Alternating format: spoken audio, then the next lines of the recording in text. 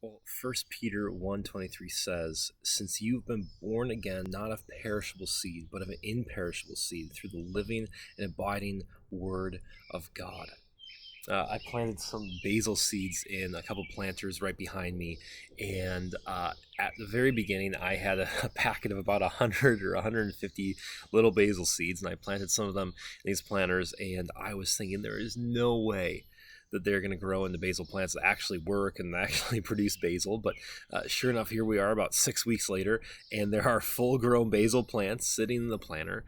And it just reminded me of the power of a tiny little seed. I mean, a seed is so small, and it's seemingly lifeless when you plant it, but yet there's so much power packed inside of that little seed.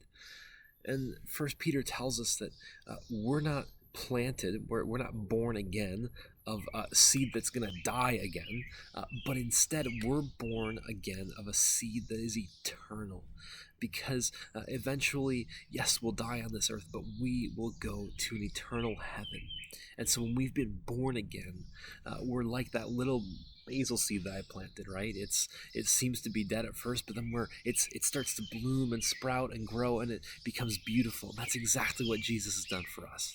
He's born us again into a beautiful new creation that has an eternal seed that will live with him for forever in heaven.